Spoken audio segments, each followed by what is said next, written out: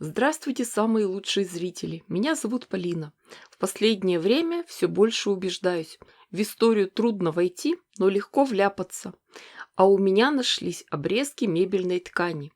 Нет, я не бегала по мебельным салонам и не резала новые диваны. Со мной поделились образцами мебельной ткани. И хочется все-таки их пристроить. Нам нужна выкройка ромба. Подготовим и вырежем детали. Деталей надо много. Шить мы будем по основе. У меня нашелся кусок термостежки. Используем его. Расчертим решеткой. Заполним расчерченное поле. Заколем все булавками и приступим к работе. Обязательно возьмем приставной столик. Надо, чтобы все полотно лежало ровно на одной плоскости с игольной пластиной. Прошьем стыки широким зигзагом или трикотажным швом.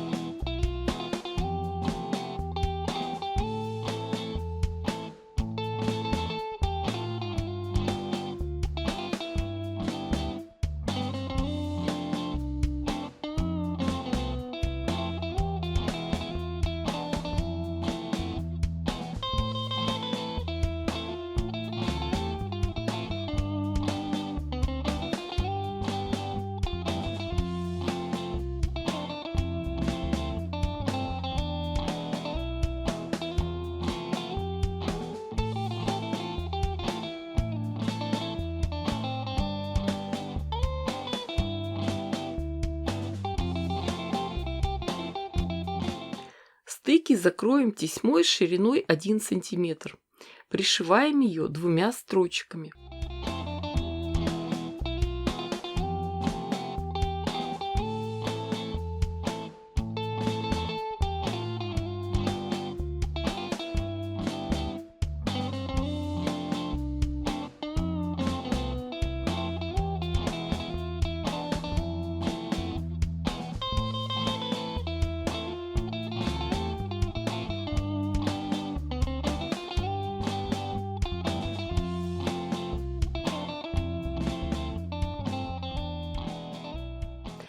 Готовое полотно проутюжим, подровняем и отрежем все лишнее.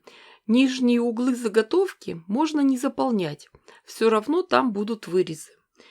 У меня нашелся большой кусок мебельной ткани. Сделаем из него обратную сторону.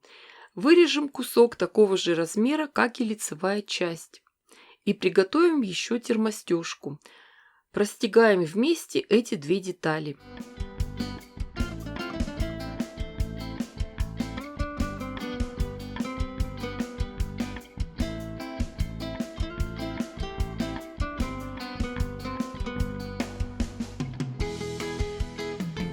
И сразу же приготовим ручки. Ткани у меня не очень много, и она очень толстая, поэтому ручки сделаем облегченные. Соединим вместе тесьму и ткань. Прошьем с одной стороны, потом с другой.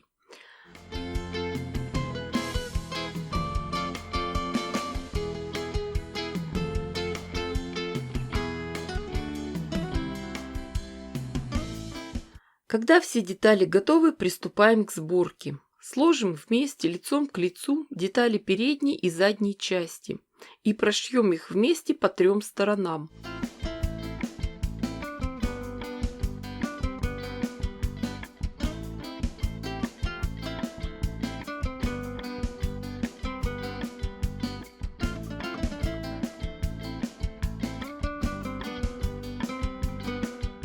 Открытые срезы обработаем бейкой.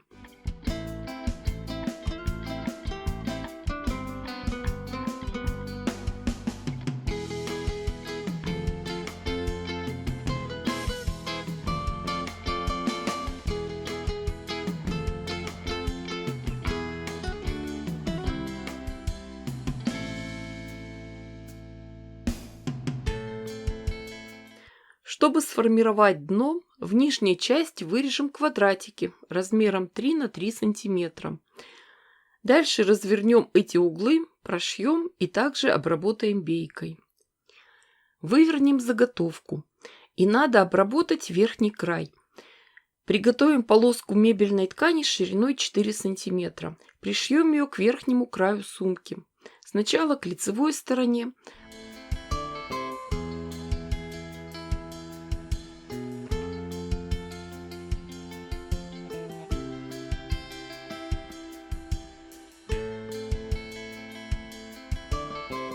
Потом отогнем наизнанку и прошьем еще раз.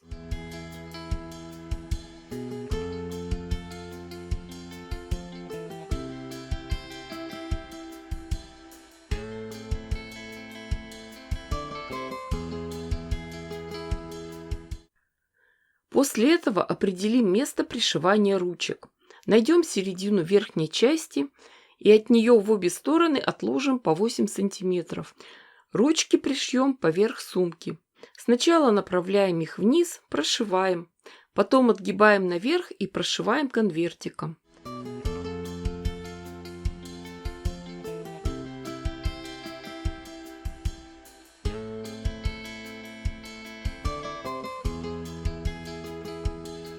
Сумка готова, но хочется придумать застежку. Приготовим широкую полоску ткани.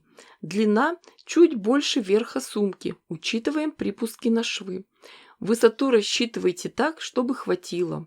Полоску сошьем в кольцо. Прошьем. Потом развернем шов, хорошо его пройдем пальчиками. Так мы закатываем припуски, чтобы они были хорошо спрятаны. Потом прошиваем еще раз. У нас получается двойной шов. Верхний край подворачиваем на 2 см и прошиваем.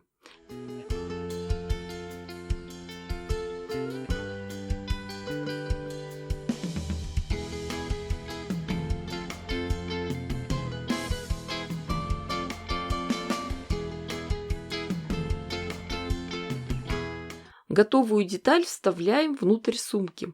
Обратите внимание, как именно мы это делаем. И прошиваем на швейной машинке.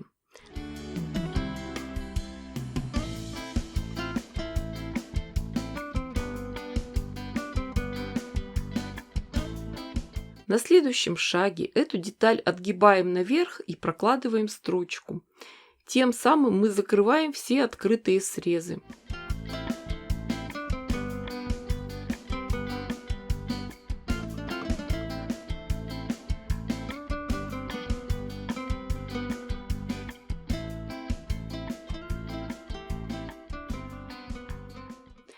Дальше с наружной стороны кулиски с обеих сторон делаем по 2 небольших разреза и с помощью резинковдевателя вставляем ленту. Обратите внимание, что оба конца одной ленты должны выходить на одну сторону. И готова у нас прекрасная сумка. Яркая, летняя, морская. Так и веет от нее свежим морским бризом. И хочется заглянуть в таинственные морские глубины. Объем сумки легко увеличить, если ослабить завязки. И можно надежно спрятать ее содержимое от посторонних глаз. Девочки, дорогие мои, вы же понимаете, что я дала вам идею. Шейте, творите, вытворяйте. Не ждите чудес, чудите сами. Уверена, что у вас все получится гораздо лучше, красивее и интереснее, чем у меня. Ставьте классы, пишите комментарии. Огромное спасибо всем, кто поддерживает меня на Бусти. С вами была Полина. Всем пока-пока и до скорых встреч!